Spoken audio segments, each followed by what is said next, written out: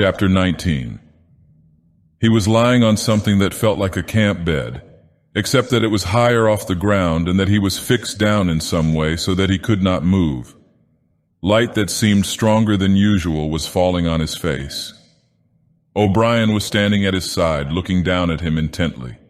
At the other side of him stood a man in a white coat, holding a hypodermic syringe. Even after his eyes were open, he took in his surroundings only gradually. He had the impression of swimming up into this room from some quite different world, a sort of underwater world far beneath it. How long he had been down there he did not know. Since the moment when they arrested him, he had not seen darkness or daylight. Besides, his memories were not continuous.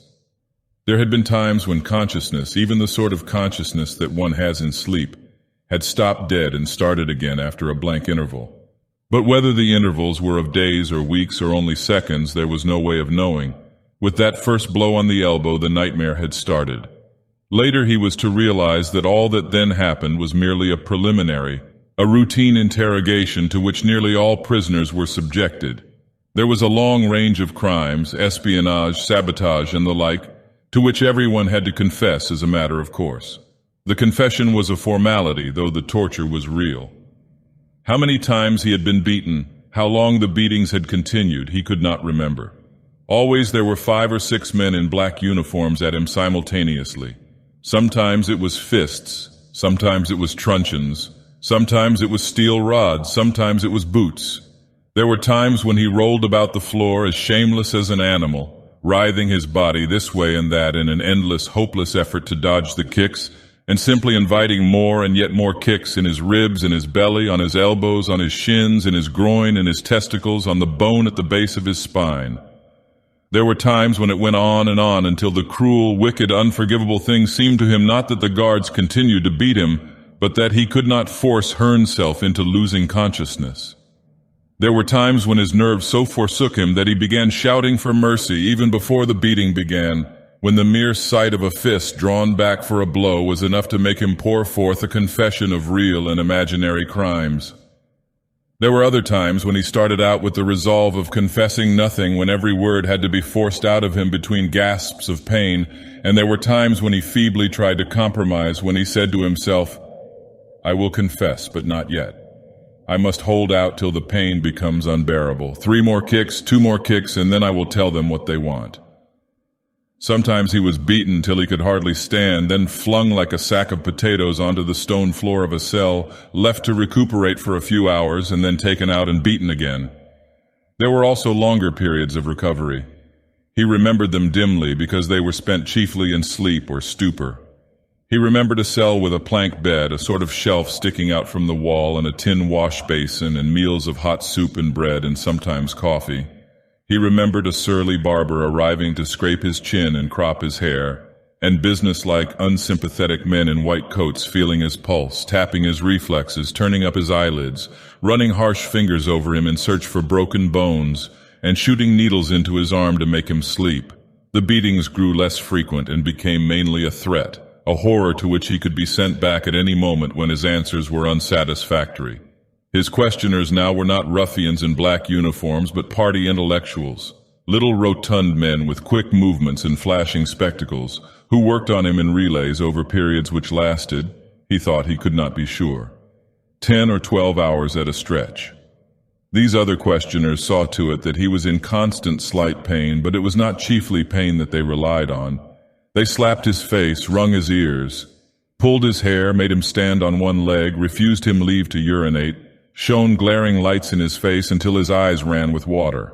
But the aim of this was simply to humiliate him and destroy his power of arguing and reasoning. Their real weapon was the merciless questioning that went on, hour after hour, tripping him up, laying traps for him, twisting everything that he said, convicting him at every step of lies and self-contradiction until he began weeping as much from shame as from nervous fatigue. Sometimes he would weep 6 times in a single session. Most of the time they screamed abuse at him and threatened at every hesitation to deliver him over to the guards again. But sometimes they would suddenly change their tune, call him comrade, appeal to him in the name of Ingsoc and Big Brother, and ask him sorrowfully whether even now he had not enough loyalty to the party left to make him wish to undo the evil he had done. When his nerves were in rags after hours of questioning, even this appeal could reduce him to sniveling tears. In the end, the nagging voices broke him down more completely than the boots and fists of the guards. He became simply a mouth that uttered, a hand that signed whatever was demanded of him. His sole concern was to find out what they wanted him to confess, and then confess it quickly before the bullying started anew. He confessed to the assassination of eminent party members, the distribution of seditious pamphlets, embezzlement of public funds, sale of military secrets, sabotage of every kind. He confessed that he had been a spy in the pay of the East Asian government as far back as 1968. He confessed that he was a religious believer, an admirer of capitalism, and a sexual pervert.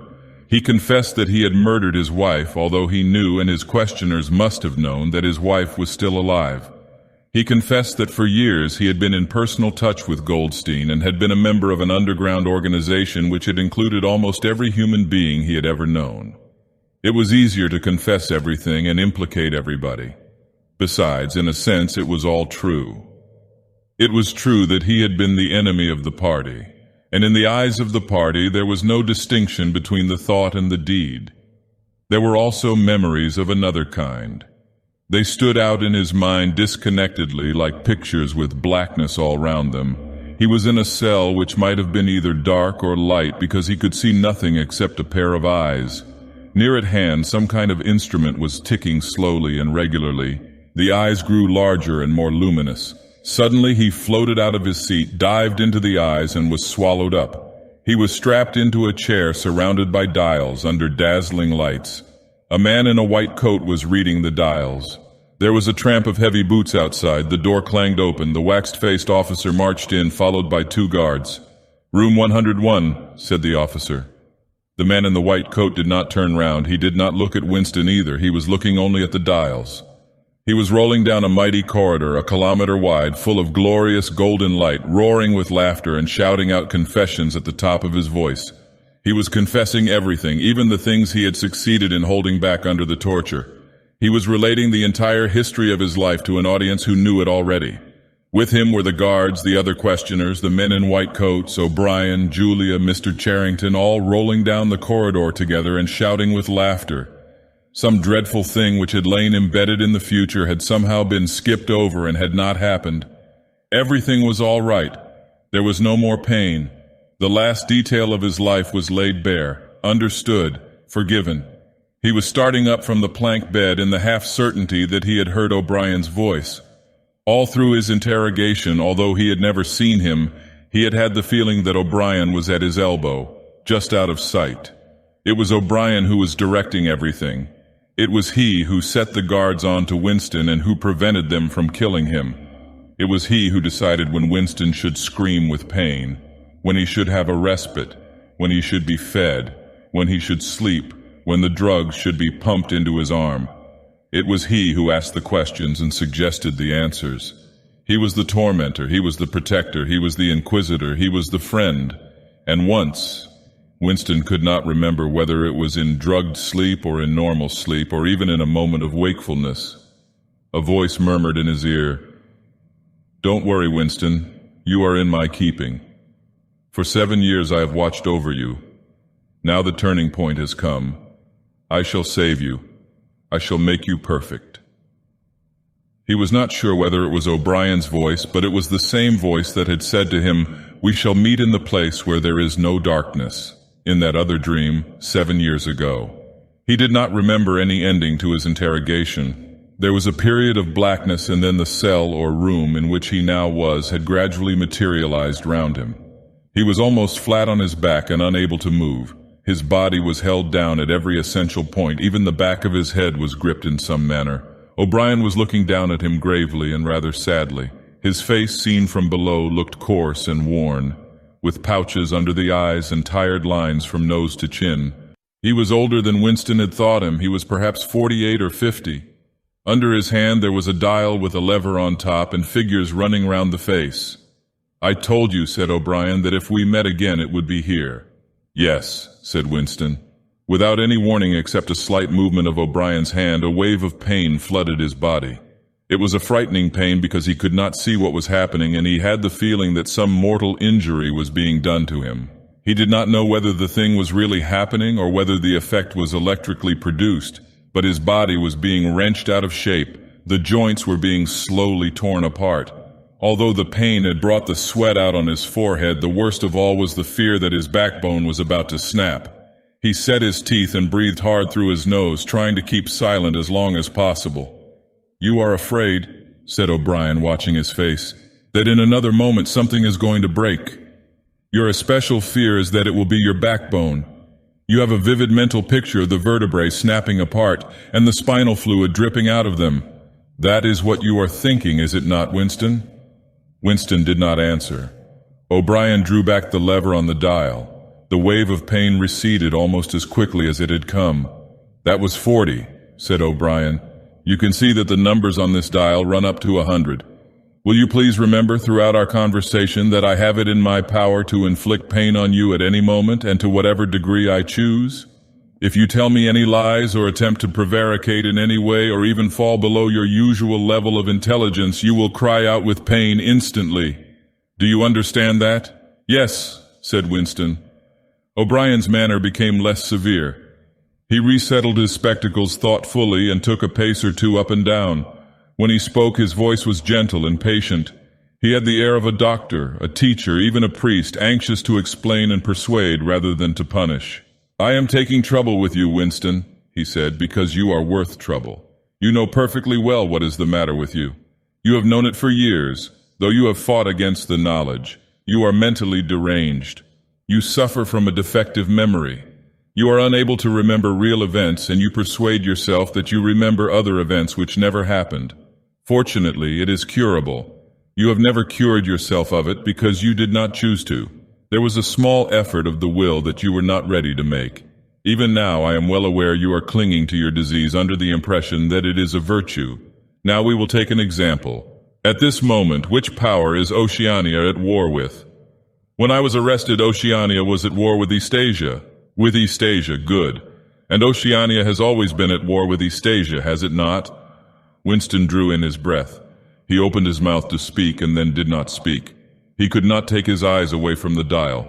"The truth, please, Winston, your truth. Tell me what you think you remember." "I remember that until only a week before I was arrested, we were not at war with Eastasia at all. We were in alliance with them. The war was against Eurasia. That had lasted for 4 years. Before that—" O'Brien stopped him with a movement of the hand. "Another example," he said. "Some years ago you had a very serious delusion indeed. You believed that 3 men, 3 one-time party members named Jones, Aronson, and Rutherford, men who were executed for treachery and sabotage after making the fullest possible confession, were not guilty of the crimes they were charged with. You believed that you had seen unmistakable documentary evidence proving that their confessions were false. There was a certain photograph about which you had a hallucination. You believed that you had actually held it in your hands. It was a photograph, something like this." An oblong slip of newspaper had appeared between O'Brien's fingers. For perhaps 5 seconds it was within the angle of Winston's vision. It was a photograph, and there was no question of its identity. It was the photograph. It was another copy of the photograph of Jones, Aronson, and Rutherford at the party function in New York, which he had chanced upon 11 years ago and promptly destroyed. For only an instant it was before his eyes, then it was out of sight again. But he had seen it. Unquestionably he had seen it. He made a desperate, agonizing effort to wrench the top half of his body free. It was impossible to move so much as a centimeter in any direction. For the moment he had even forgotten the dial. All he wanted was to hold the photograph in his fingers again, or at least to see it. "It exists!" he cried. "No," said O'Brien. He stepped across the room. There was a memory hole in the opposite wall. O'Brien lifted the grating. Unseen, the frail slip of paper was whirling away on the current of warm air. It was vanishing in a flash of flame. O'Brien turned away from the wall. "Ashes," he said. "Not even identifiable ashes. Dust. It does not exist. It never existed. But it did exist. It does exist. It exists in memory. I remember it. You remember it." "I do not remember it," said O'Brien. Winston's heart sank. That was doublethink. He had a feeling of deadly helplessness. If he could have been certain that O'Brien was lying, it would not have seemed to matter. But it was perfectly possible that O'Brien had really forgotten the photograph. And if so, then already he would have forgotten his denial of remembering it, and forgotten the act of forgetting. How could one be sure that it was simple trickery? Perhaps that lunatic dislocation in the mind could really happen. That was the thought that defeated him. O'Brien was looking down at him speculatively. More than ever, he had the air of a teacher taking pains with a wayward but promising child. "There is a party slogan dealing with the control of the past," he said. "Repeat it, if you please." "Who controls the past controls the future. Who controls the present controls the past," repeated Winston obediently. "Who controls the present controls the past," said O'Brien, nodding his head with slow approval. "Is it your opinion, Winston, that the past has real existence?" Again the feeling of helplessness descended upon Winston. His eyes flitted towards the dial. He not only did not know whether yes or no was the answer that would save him from pain, he did not even know which answer he believed to be the true one. O'Brien smiled faintly. "You are no metaphysician, Winston," he said. "Until this moment you had never considered what is meant by existence. I will put it more precisely. Does the past exist concretely in space? Is there somewhere or other a place, a world of solid objects, where the past is still happening? No. Then where does the past exist, if at all? In records, it is written down. In records, and in the mind, in human memories, in memory. Very well then, we, the party, control all records, and we control all memories. Then we control the past, do we not?" "But how can you stop people remembering things?" cried Winston again, momentarily forgetting the dial. "It is involuntary. It is outside oneself. How can you control memory? You have not controlled mine." O'Brien's manner grew stern again. He laid his hand on the dial. "On the contrary," he said, "you have not controlled it. That is what has brought you here. You are here because you have failed in humility, in self-discipline. You would not make the act of submission which is the price of sanity. You preferred to be a lunatic, a minority of one. Only the disciplined mind can see reality, Winston. You believe that reality is something objective, external, existing in its own right. You also believe that the nature of reality is self-evident. When you delude yourself into thinking that you see something, you assume that everyone else sees the same thing as you. But I tell you, Winston, that reality is not external. Reality exists in the human mind and nowhere else, not in the individual mind, which can make mistakes and in any case soon perishes, only in the mind of the party, which is collective and immortal. Whatever the party holds to be the truth is truth.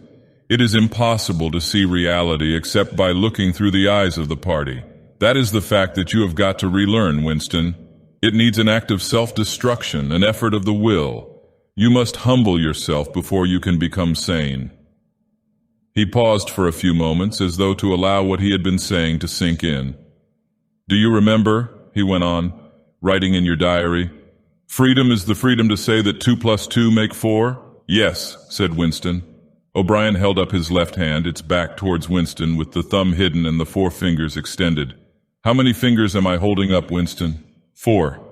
"And if the party says that it is not 4 but 5, then how many?" 4. The word ended in a gasp of pain. The needle of the dial had shot up to 55. The sweat had sprung out all over Winston's body. The air tore into his lungs and issued again in deep groans, which even by clenching his teeth he could not stop. O'Brien watched him, the 4 fingers still extended. He drew back the lever. This time the pain was only slightly eased. "How many fingers, Winston?" 4. The needle went up to 60. "How many fingers, Winston?" 4. 4. What else can I say? 4. The needle must have risen again, but he did not look at it. The heavy, stern face and the 4 fingers filled his vision.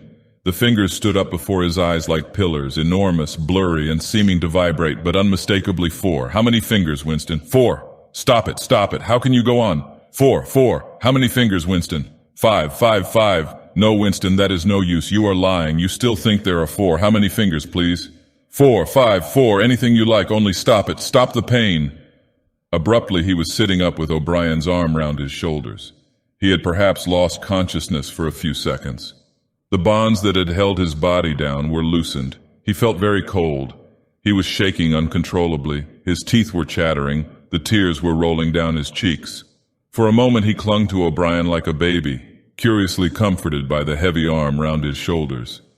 He had the feeling that O'Brien was his protector, that the pain was something that came from outside, from some other source, and that it was O'Brien who would save him from it. "You are a slow learner, Winston," said O'Brien gently. "How can I help it?" he blubbered. "How can I help seeing what is in front of my eyes? 2 and 2 are 4. Sometimes, Winston, sometimes they are 5, sometimes they are 3. Sometimes they are all of them at once. You must try harder. It is not easy to become sane." He laid Winston down on the bed. The grip of his limbs tightened again, but the pain had ebbed away and the trembling had stopped, leaving him merely weak and cold. O'Brien motioned with his head to the man in the white coat who had stood immobile throughout the proceedings. The man in the white coat bent down and looked closely into Winston's eyes, felt his pulse, laid an ear against his chest, tapped here and there. Then he nodded to O'Brien. "Again," said O'Brien. The pain flowed into Winston's body. The needle must be at 70, 75. He had shut his eyes this time. He knew that the fingers were still there, and still 4. All that mattered was somehow to stay alive until the spasm was over. He had ceased to notice whether he was crying out or not. The pain lessened again. He opened his eyes. O'Brien had drawn back the lever.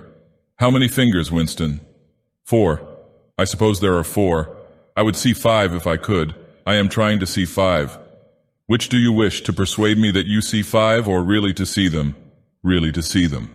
"Again," said O'Brien. Perhaps the needle was 80, 90. Winston could not intermittently remember why the pain was happening.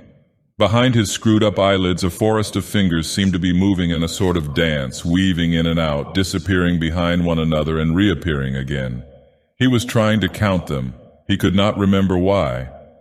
He knew only that it was impossible to count them, and that this was somehow due to the mysterious identity between 5 and 4.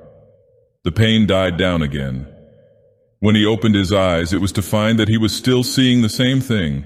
Innumerable fingers, like moving trees, were still streaming past in either direction, crossing and recrossing. He shut his eyes again. I don't know. You will kill me if you do that again. 4, 5, 6, in all honesty, I don't know." "Better," said O'Brien.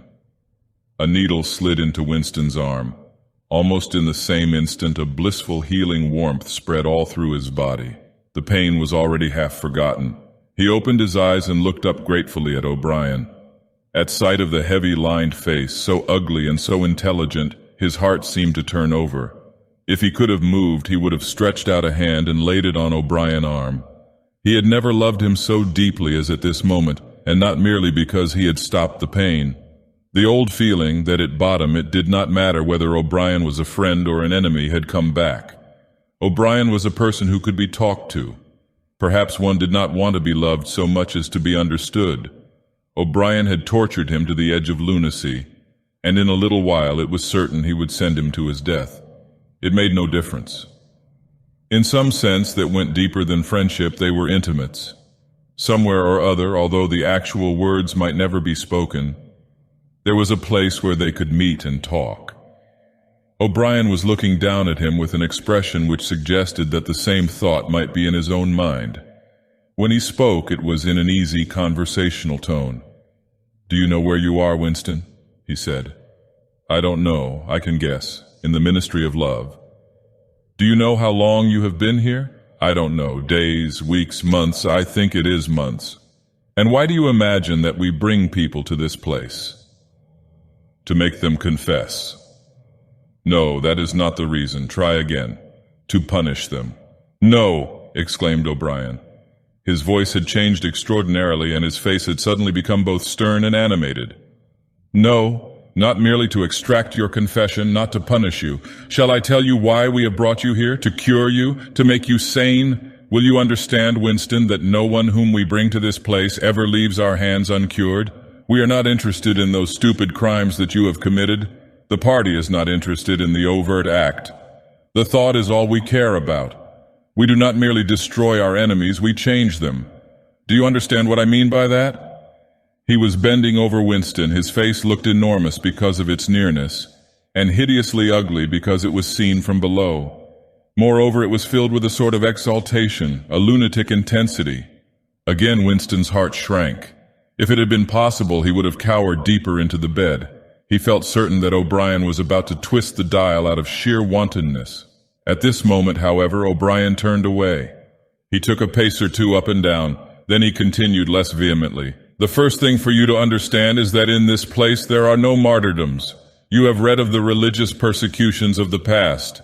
In the Middle Ages there was the Inquisition. It was a failure. It set out to eradicate heresy and ended by perpetuating it. For every heretic it burned at the stake, thousands of others rose up. Why was that? Because the Inquisition killed its enemies in the open and killed them while they were still unrepentant. In fact, it killed them because they were unrepentant. Men were dying because they would not abandon their true beliefs. Naturally, all the glory belonged to the victim and all the shame to the inquisitor who burned him. Later, in the 20th century, there were the totalitarians, as they were called. There were the German Nazis and the Russian communists. The Russians persecuted heresy more cruelly than the Inquisition had done, and they imagined that they had learned from the mistakes of the past. They knew at any rate that one must not make martyrs. Before they exposed their victims to public trial, they deliberately set themselves to destroy their dignity. They wore them down by torture and solitude until they were despicable, cringing wretches, confessing whatever was put into their mouths, covering themselves with abuse, accusing and sheltering behind one another, whimpering for mercy. And yet after only a few years the same thing had happened over again. The dead men had become martyrs and their degradation was forgotten. Once again, why was it? In the first place, because the confessions that they had made were obviously extorted and untrue. We do not make mistakes of that kind. All the confessions that are uttered here are true. He paused and signed to the man in the white coat. Winston was aware of some heavy piece of apparatus being pushed into place behind his head. O'Brien had sat down beside the bed so that his face was almost on a level with Winston's. 3,000, he said, speaking over Winston's head to the man in the white coat. Two soft pads, which felt slightly moist, clamped themselves against Winston's temples. He quailed. There was pain coming, a new kind of pain. O'Brien laid a hand reassuringly, almost kindly, on his. "This time it will not hurt," he said. "Keep your eyes fixed on mine." At this moment there was a devastating explosion, or what seemed like an explosion, though it was not certain whether there was any noise. There was undoubtedly a blinding flash of light. Winston was not hurt, only prostrated. Although he had already been lying on his back when the thing happened, he had a curious feeling that he had been knocked into that position. A terrific painless blow had flattened him out. Also something had happened inside his head. As his eyes regained their focus, he remembered who he was and where he was, and recognized the face that was gazing into his own. But somewhere or other there was a large patch of emptiness, as though a piece had been taken out of his brain. "It will not last," said O'Brien. "Look me in the eyes. What country is Oceania at war with?" Winston thought. He knew what was meant by Oceania and that he himself was a citizen of Oceania. He also remembered Eurasia and Eastasia, but who was at war with whom he did not know. In fact, he had not been aware that there was any war. "I don't remember." "Oceania is at war with Eastasia. Do you remember that now?" "Yes." "Oceania has always been at war with Eastasia. Since the beginning of your life, since the beginning of the party, since the beginning of history, the war has continued without a break. Always the same war. Do you remember that?" "Yes." 11 years ago, you created a legend about 3 men who had been condemned to death for treachery. You pretended that you had seen a piece of paper which proved them innocent. No such piece of paper ever existed. You invented it, and later you grew to believe in it. You remember now the very moment at which you first invented it. Do you remember that? "Yes. Just now I held up the fingers of my hand to you. You saw 5 fingers. Do you remember that?" "Yes." O'Brien held up the fingers of his left hand with the thumb concealed. "There are 5 fingers there.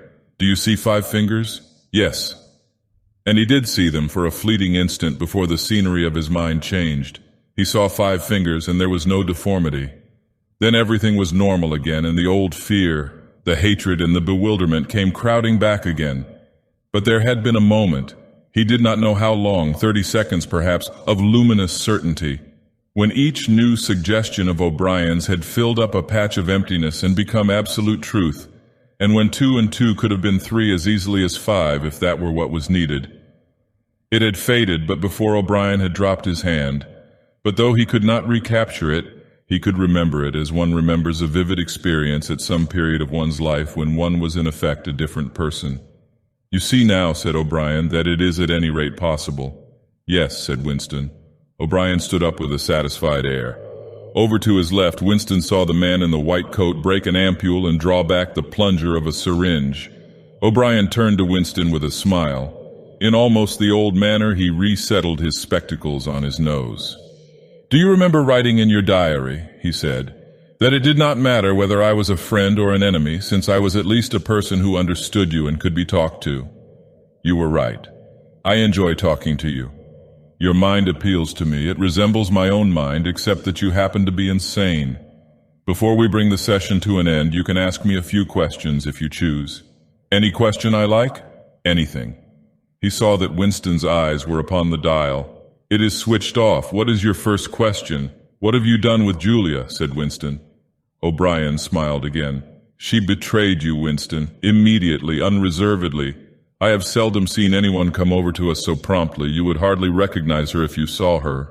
All her rebelliousness, her deceit, her folly, her dirty-mindedness, everything has been burned out of her. It was a perfect conversion, a textbook case." "You tortured her?" O'Brien left this unanswered. "Next question," he said. "Does Big Brother exist?" "Of course he exists. The party exists. Big Brother is the embodiment of the party. Does he exist in the same way as I exist?" "You do not exist," said O'Brien. Once again the sense of helplessness assailed him. He knew, or he could imagine, the arguments which proved his own non-existence, but they were nonsense. They were only a play on words. Did not the statement, "You do not exist," contain a logical absurdity? But what use was it to say so? His mind shriveled as he thought of the unanswerable, mad arguments with which O'Brien would demolish him. "I think I exist," he said wearily. "I am conscious of my own identity. I was born and I shall die. I have arms and legs. I occupy a particular point in space. No other solid object can occupy the same point simultaneously. In that sense, does Big Brother exist? It is of no importance. He exists. Will Big Brother ever die? Of course not. How could he die? Next question. Does the Brotherhood exist? That, Winston, you will never know. If we choose to set you free when we have finished with you, and if you live to be 90 years old, still you will never learn whether the answer to that question is yes or no. As long as you live, it will be an unsolved riddle in your mind." Winston lay silent. His breast rose and fell a little faster. He still had not asked the question that had come into his mind the first. He had got to ask it, and yet it was as though his tongue would not utter it. There was a trace of amusement in O'Brien's face. Even his spectacles seemed to wear an ironical gleam. "He knows," thought Winston suddenly. "He knows what I am going to ask." At the thought, the words burst out of him. "What is in room 101? The expression on O'Brien's face did not change. He answered dryly, "You know what is in room 101, Winston. Everyone knows what is in room 101. He raised a finger to the man in the white coat. Evidently the session was at an end. A needle jerked into Winston's arm. He sank almost instantly into deep sleep.